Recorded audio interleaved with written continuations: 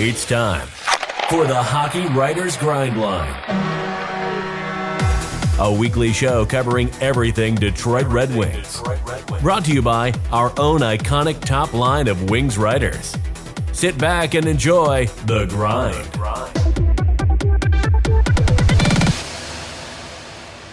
Welcome to the Hockey Writers Grindline. I'm your host, Patrick Brown. Joining me as always, my line mates, Devin Little and Kyle Knopp, and we are pleased to have you with us yet again.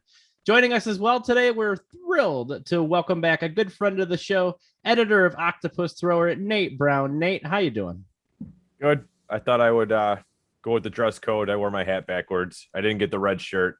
My students told me when I wore a red shirt and khakis, I looked like Jake from State Farm. So I've now taken that out of my rotation. So the hat's all you get. So thanks, guys. Appreciate being back. Love it. Am I wearing khakis or nothing? You'll have to wonder. Why, because we only ever see right here. You'll never know, but that's the way to start a show. Let me tell you. So he's we have pooing it. Nate, thank you for It's my joining. fault. It's my fault. I apologize, guys. We are 70 seconds in, guys. All right, let's dive in. Let's talk some Red Wings hockey. We've got a lot of ground to cover, and we are going to revisit an old friend right out of the gate. One good, one bad. For those of you who've been watching the show for a little while, it's what we used to kick off with during the season. So we're going to fire that back up and talk about some observations throughout the preseason, or at least the last week, maybe, that you've seen one good, one bad. I'm just going to rapid fire mine really quick. 4 power play goals against the Blackhawks, one good, heck yeah. 3 power play goals given up against the Blue Jackets, bad. So those are my one good, one bad. Let's go to our guest, Nate. What do you got for this past week? One good and one bad. One good. I'm going to go to the Giovanni Smith shift where he kept the puck in the zone, kept it alive. They scored. Yes, they lost, but it was good to see that from him. I'd like to see him on the opening day roster. The bad, Nedeljkovic. I don't mean anything bad by it. I just think there's been a couple softies. I think we can't expect too much or too little. I would just kind of like to see more general saves, I think, is the way to look at it. But other than that, I can't complain. It's preseason. You heard it here first. Nate said hit the panic button on Nedeljkovic. I'm not hitting the panic button. Not even close. Obviously. Even close. That was in jest. Going to Devin. One good, one bad for the week. What you got for us? Well, I'm going to piggyback off of Nate here. My bad is also just the goaltending in general, not even just Nedeljkovic. I haven't really seen a real strong goaltending performance yet this season from anybody really, except for like Victor Brodstrom, but we know he's going to Grand Rapids. I know it's preseason, so you never know, but it's preseason. You know, you just said it, don't hit the panic button yet, but you would like to go into the season having seen at least one good game from the goalies where you're like, all right, maybe we will get some good goaltending this season. But going to the one good, I mean, I feel like I'd be doing myself a disservice if I didn't say choo choo. Lucas Raymond. He didn't stand out as much over the last couple of games he's played, but the kid just looks dynamite. He looks like a talent or the type of player that the Red Wings haven't had in I don't even know how long. It's been a long time. I'm not as confident that he's going to make the team, and we'll talk about that more in a little bit, but I still think he looks great. And I think that he, even if he doesn't start in Detroit, he's going to end there this season. He certainly has given the management a lot to think about, if nothing else. That's for sure. And full disclaimer, because we don't know when the Red Wings are going to make all their moves. They've started making a few today. We are taping this Friday night. So if it's Saturday afternoon and Lucas is in Grand Rapids or whatever, apologies. So Kyle, you bring us home on this one. One good, one bad. What'd you take away from the week? My one bad for the week was, Nate and Devin already touched on it. Not only the goaltending and the PK in that Columbus Blue Jackets game, but I think just that whole game in general was just kind of a down game. One of the few that we've seen this preseason, but it was really one of those games where things just weren't clicking. So it's kind of good actually in a sense because they can get that out of the way. It was a good learning moment, but in sense of just the way the team played overall, I felt like there's a lack of competitiveness and a lack of communication in that game. And so just a little small snag at the beginning of the early season. My one good for the week was beating Pittsburgh, with my fiance's family being from Pittsburgh. Anytime I can claim a victory, especially in hockey over the last few years, I'll take it. So I don't think any of them are watching this, but if so, got one up on you already. because those preseason games are everything. Hey, we'll take it. To your point, Kyle, I actually felt really, really good after the loss to the Blackhawks, which is a weird thing to say. Yeah. But you saw that team come through. I mentioned their success on the power play, which that in and of itself was fantastic. But that's what preseason's about. You slice up different aspects of the game. You don't worry as much about the final results. So all really good points.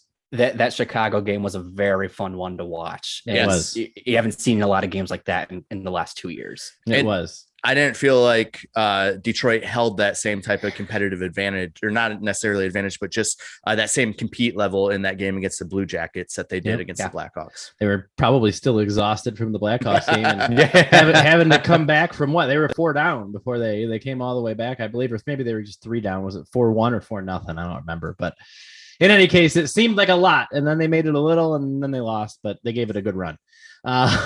So good stuff. Let's move on because we've got some potential roster moves to talk about. Curious your opinion on a few things, and let's start with everybody's favorite comeback story, Bobby Ryan, who we touched on a little bit last week as well. Given the injury to Verana, probably increased his chances of, in fact, landing a contract, seeing as how he's on a professional tryout. As of the time that we are recording right now, there's been no contract offered. So that begs the question, and answer carefully, gents, because we're going to see how this ages in a week or so. Almost instant feedback there. But Bobby Ryan, 4 points in 5 preseason games. To sign or not to sign? We're going to start with our guest again. Nate, your thoughts on Bobby Ryan? Sign him. I mean, I could end there. I mean, well, first of all, I haven't aged well either. So what does it matter if my words do too? You're like a fine wine. I need the AC Slater horn. Yeah. Anyways. Yeah, exactly. It's the second time somebody said made a That's bad way joke too this old week. of a reference. Yeah. Anyways, go ahead. When you're bringing up Saved by the Bell, we're in trouble. I'll stay on. I took my meds. It's okay. I'll stay on track. All right. So Bobby Ryan is a good veteran presence. If you look at the offense that he's generated in every game that he's been in, even yesterday, there was a play at the blue line where he kept the play in on, it was near the sideboards, cycled it in. They actually ended up scoring off of that. I mean, Again, I understand that it was the B team for Pittsburgh, but those are the little things that he does.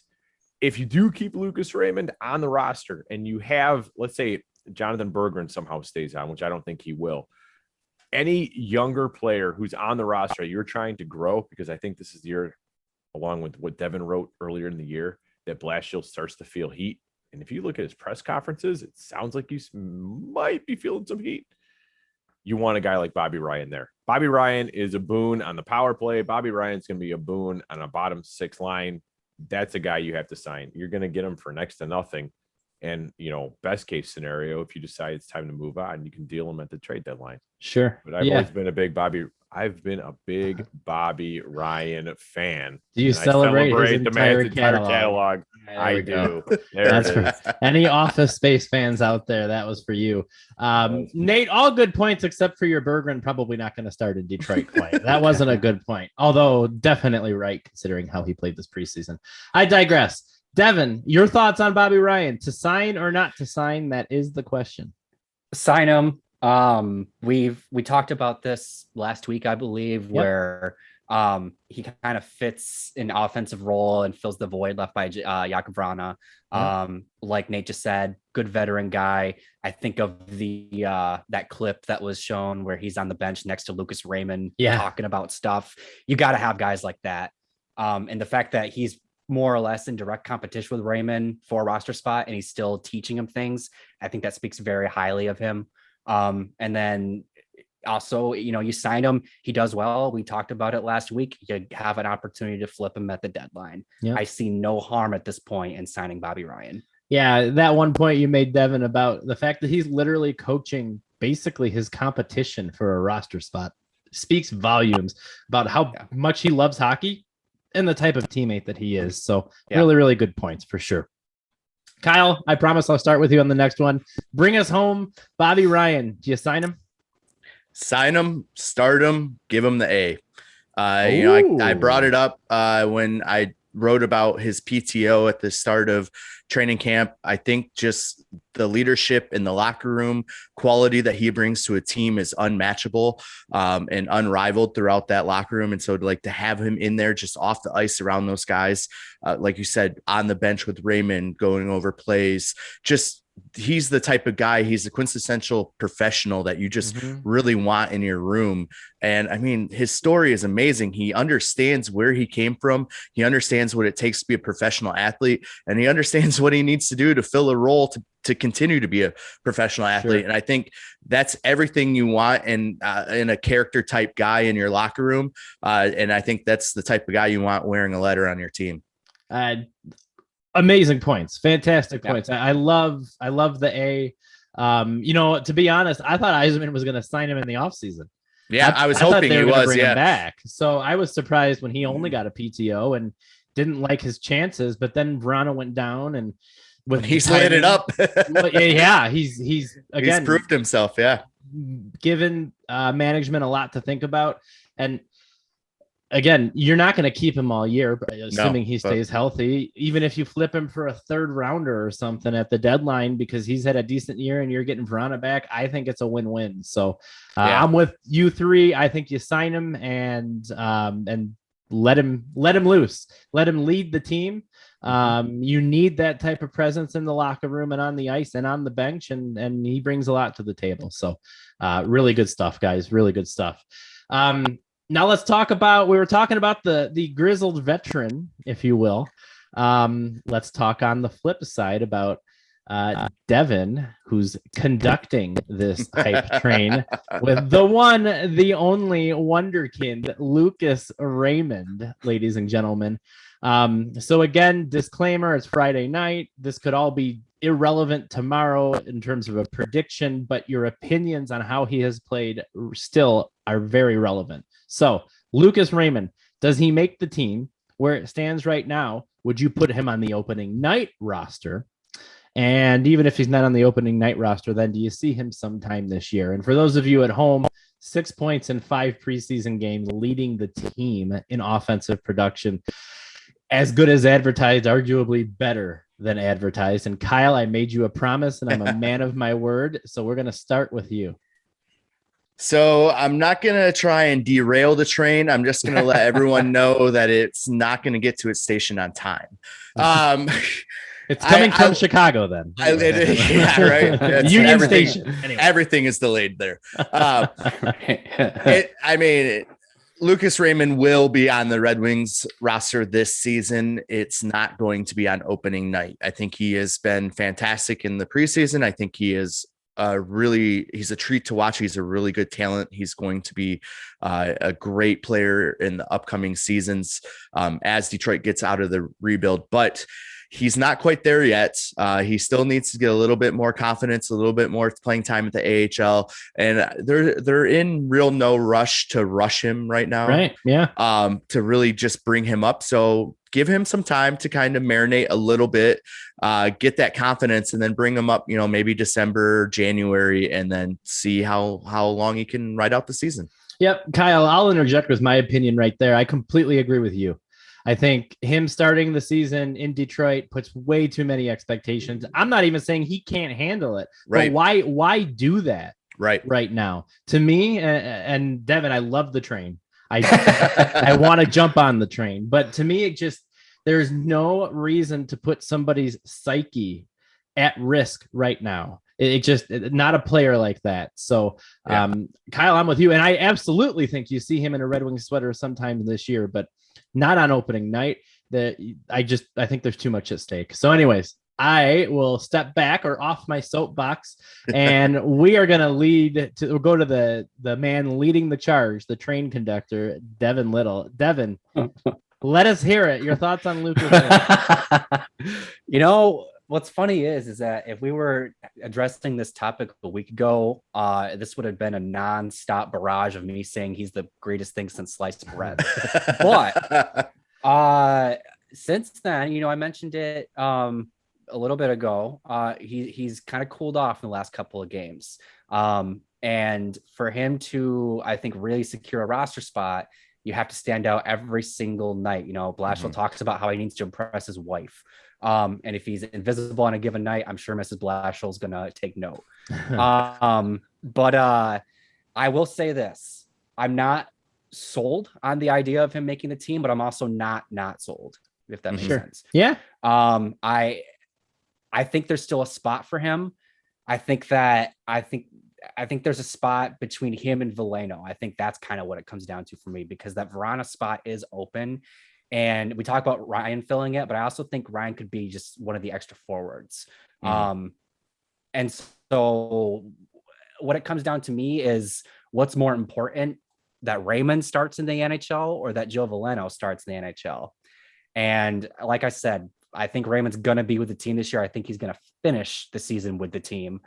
But I think that, like you guys said, there's probably a lot of benefits to be had to him for him to at least start in Grand Rapids, get a nice running start to the season, and then jump on in afterwards and start Joe Veleno in the NHL, because I don't know that he has a lot more to learn in the AHL. It's his time to start developing as an NHL player. If I'm ever on a train, I want Devin driving, because you are a hype train conductor with sense, and I like it. I like it. Nate, you get the last word on this. Your thoughts on Lucas Raymond? Should he start the year with the team, and will we see him at all this year? And now it's time to take that train off the rails. All right. So here's the deal. You're in an interesting spot right now with the Red Wings. You have grace with the fan base for the next, I'd say, year, maybe 2 years. Everything depending on the lottery. Yeah. With Verona going down, let's face it, this is going to get ugly at times, because you've lost some major sources of production. Okay. Yeah. At the same time, you're a businessman. You're Chris Illich. You've lost almost pretty much a year from the pandemic. You've had no playoff revenue. You need to get butts in the seats.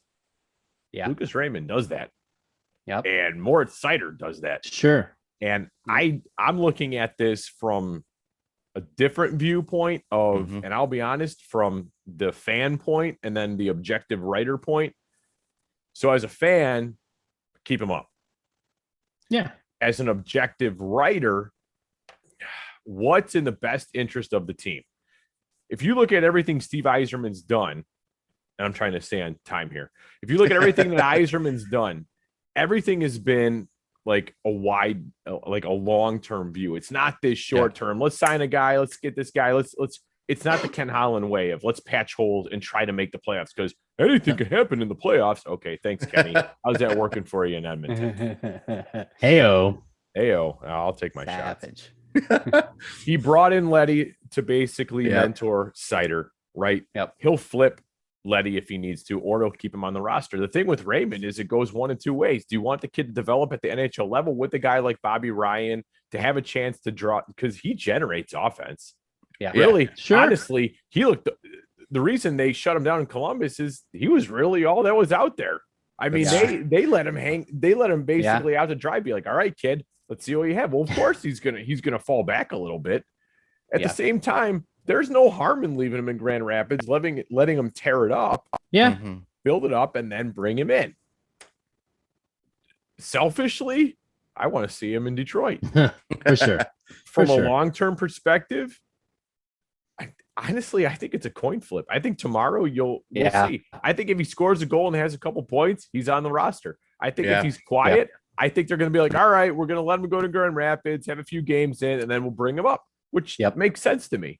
But you have a hole in the roster for 4 months with Verona. So there's a number of other things. And I believe, isn't Giovanni Smith, he is waiver eligible now, correct? Yes. Oh, yeah. Okay. So there's another big factor. Yep.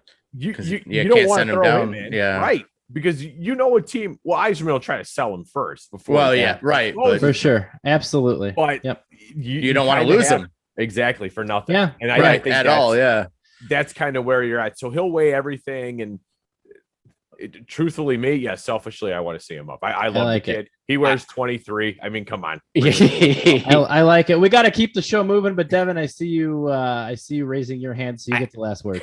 I just have one thing I want to add. I think that it speaks volumes to what Raymond has done this preseason, that at least from where I'm standing, I've seen his name talked about way more than Moritz Seider.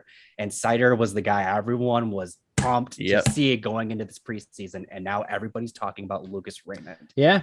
Yeah. I didn't even expect to have this conversation heading into camp. Exactly. You know, so that's a great call out for sure. So, all right, good stuff, gentlemen. Let's take a quick time out. Thank you for watching our show. Give us a like, subscribe to the Hockey Writers channel. We have so much good stuff on here. We've got Blackhawks banter, Saber scoop, what's cracking.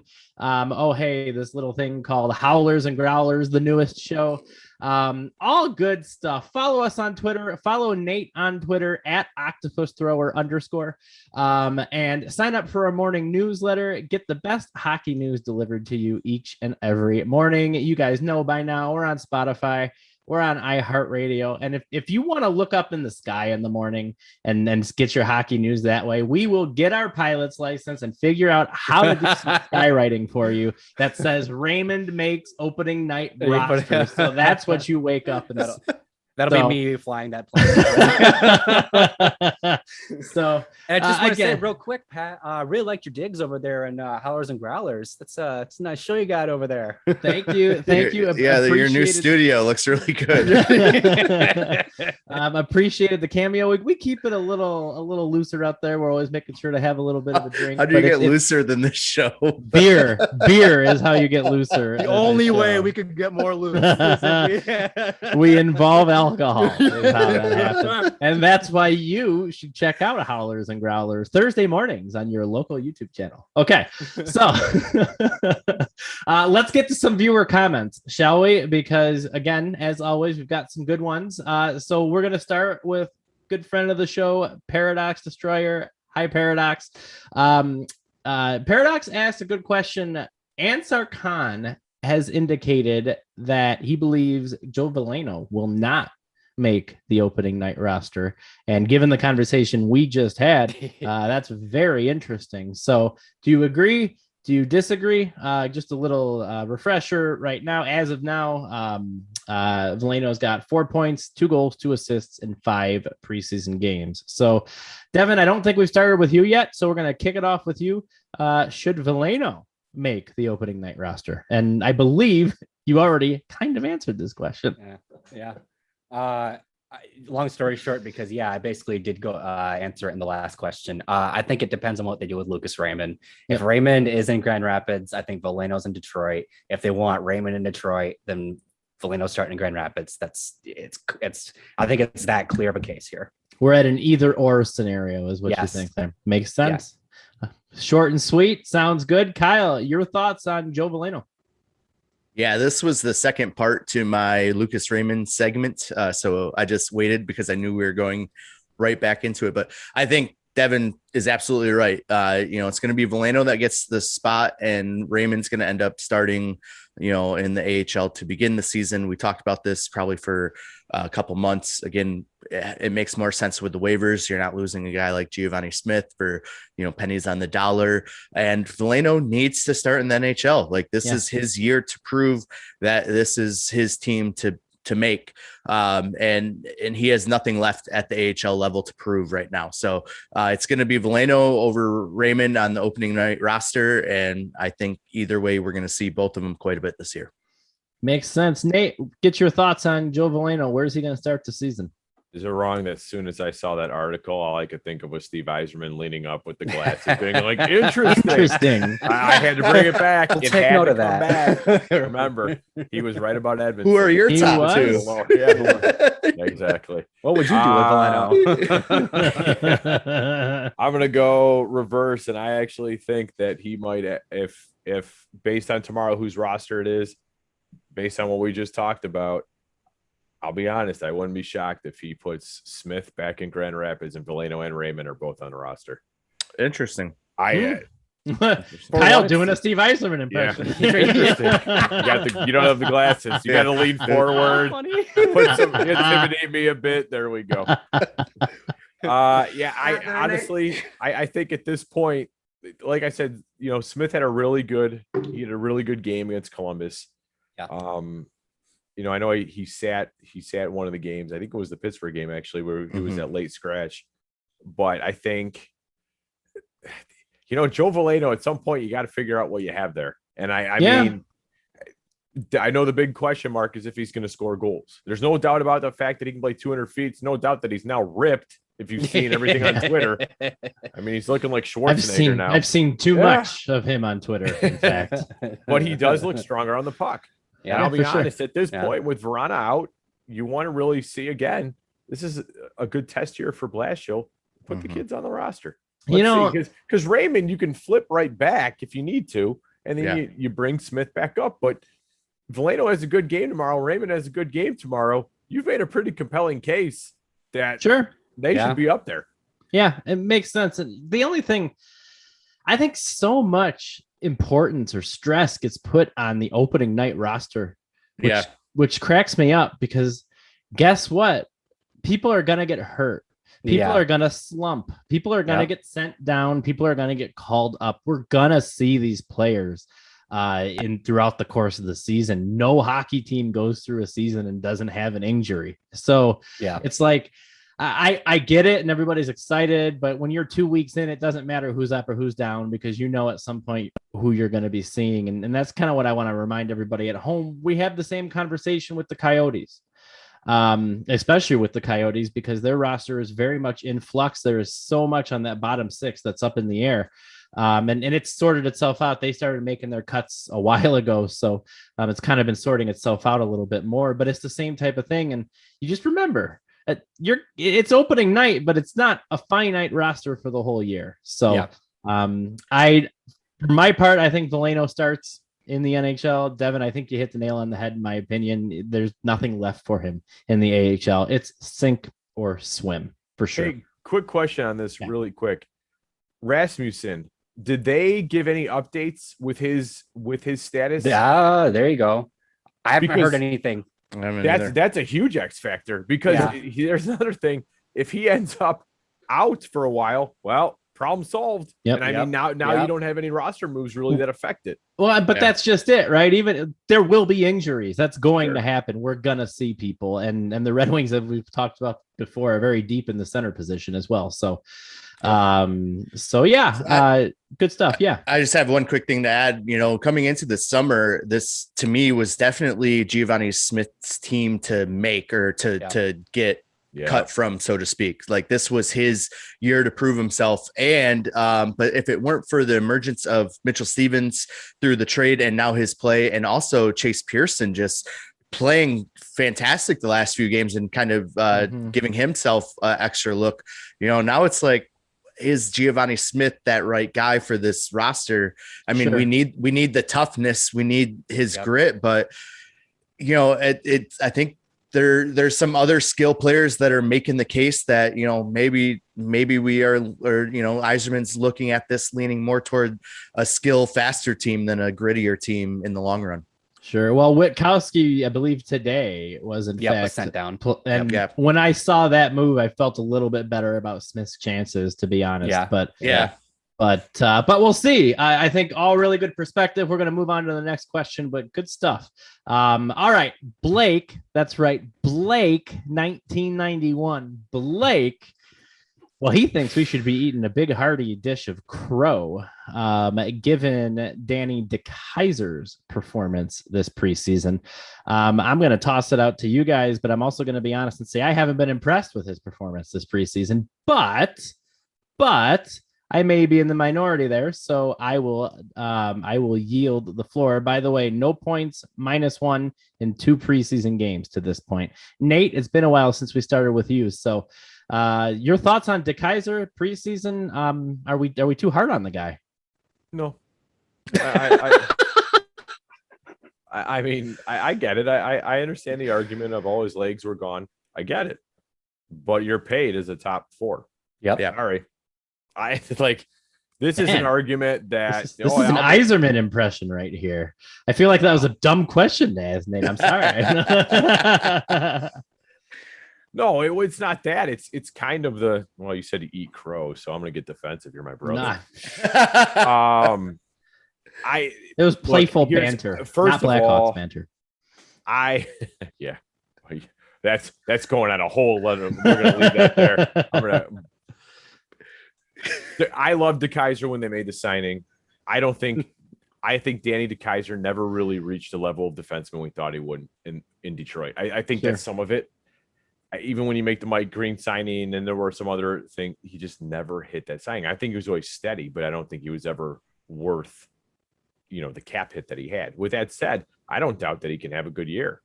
Sure. I think this is it for him as a Red Wing. And at the second half, again, like you said in the preseason, in that respect, he's getting his legs back under him. I think it's still some training. I can't imagine what he's gone through in terms of training, so I can't judge on that. But what I will say is, I mean, sorry. I mean, you have your top four. To me, he's a mere last pairing. He's going to be a third pairing guy, and that's good. That's what this team needs. At this Makes point. sense. Makes sense. Devin, over to you. Your thoughts on DeKeyser?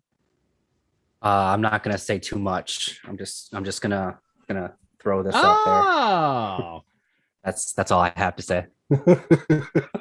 That was a I didn't see 65. Was that a Wings jersey? Is that what that was? Yeah. Yeah. I wasn't sure if maybe you had the collegiate as well, but solid. I like it. So Devin, go Broncos. Exactly. That's why I thought maybe you'd have that. All right, good stuff. Well, we'll fast forward to Kyle. Your thoughts on Mr. DeKeyser? I don't think that we can discuss us being in any position to eat crow right now. I mean, we're 5 games into a preseason and he's played 2 of them.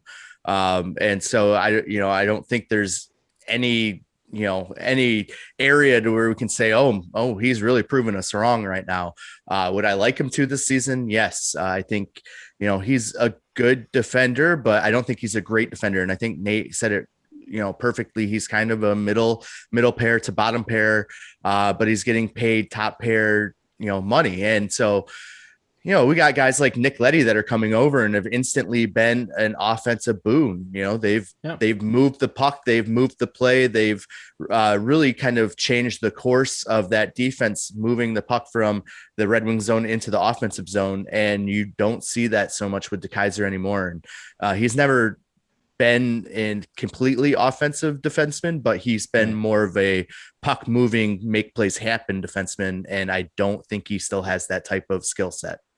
Yeah. And by the way, I want to pause for a minute and admire the fact that Devin, you must have had that jersey ready just for this question. And that's phenomenal. And I appreciate the forethought on that. I really, really do. And I'm being serious. He's been wearing it like a blanket over his legs all night.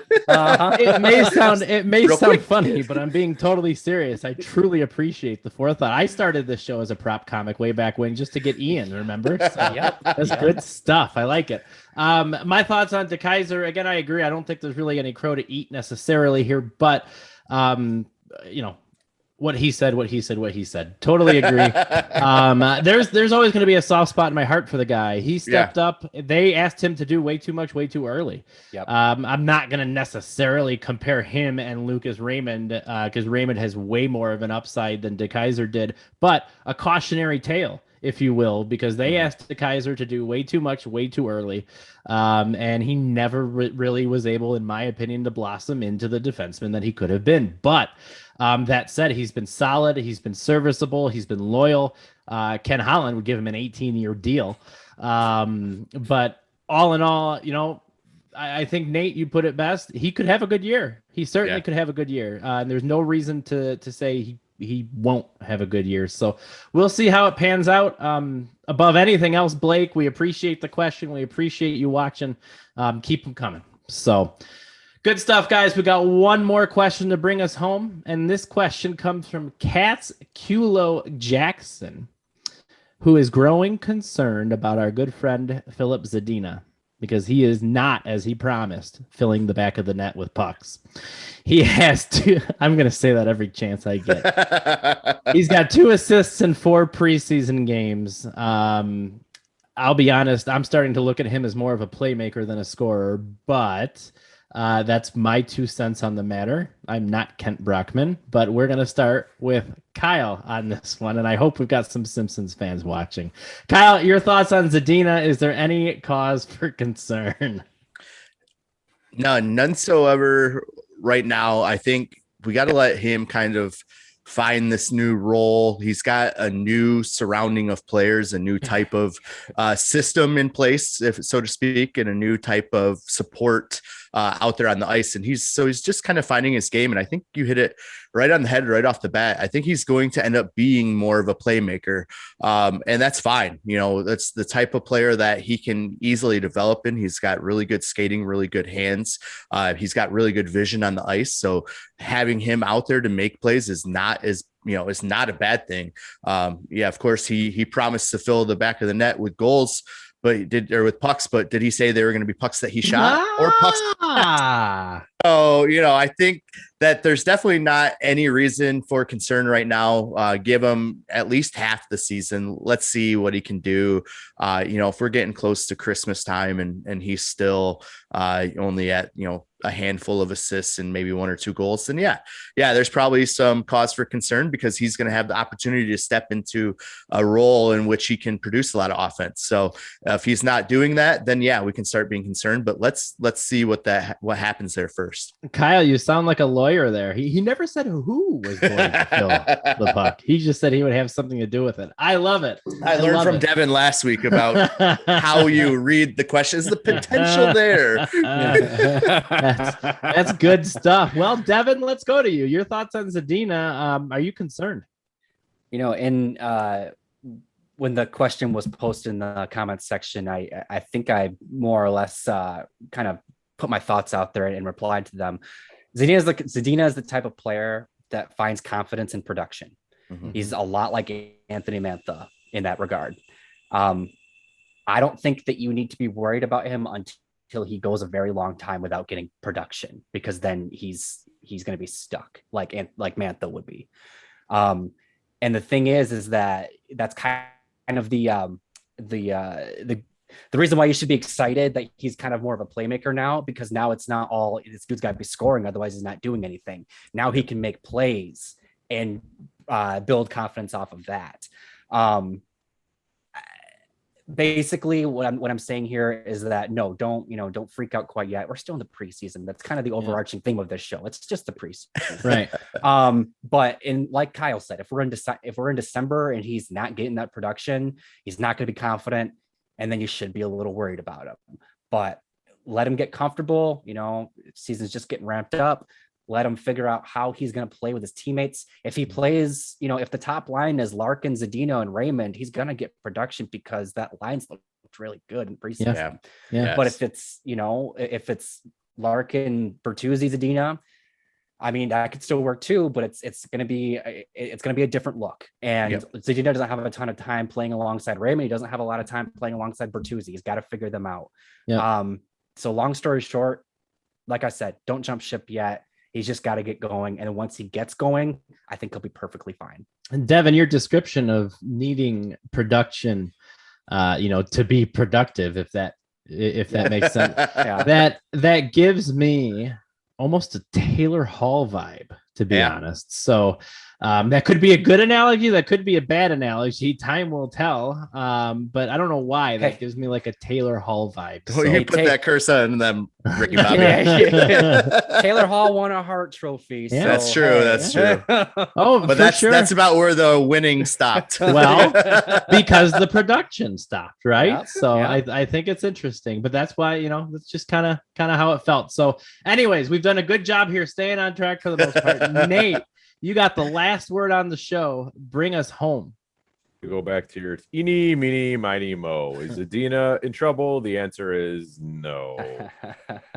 So, Simpsons reference again for those piggybacking off Pat's. No, everything Devin said, everything Kyle said, exactly on. Last year, a lot of his time was saddled on third and fourth line. He gradually moved up as injuries took over, but then you lost a lot of the skill. Tying it all back to what we were talking about, you keep Lucas Raymond on the roster, put Raymond and Larkin and Zadina together, and give Bertuzzi a shot on the second line. Yep. For at this point, give Zadina every opportunity to fill the net. Give him every opportunity to be, and he is more of a playmaker now. He has improved his game in terms of he's now 200 foot, where if you go back and look at World Juniors footage, you go back and even look when he was in junior hockey, he was just a goal scorer. He was just going to the net. Yeah. Right. And then he wasn't back checking as ferociously. Right. He wasn't going to the boards. This is a guy who's changed his game. It'll be okay. It will take time, but I think this is the year where you see him take that next step forward. And everyone wants to see the Guelph line anyway on that second line with Suter, Bertuzzi, and Fabry. So let's give the fans what they want. What else we got to do this year? I like it. I like it a lot. So all really good stuff. Yeah, I alluded to it before as well. I just, towards the end of last year, I just felt like every time most of his setups didn't even get converted into goals, but half the time I just felt like he had good vision.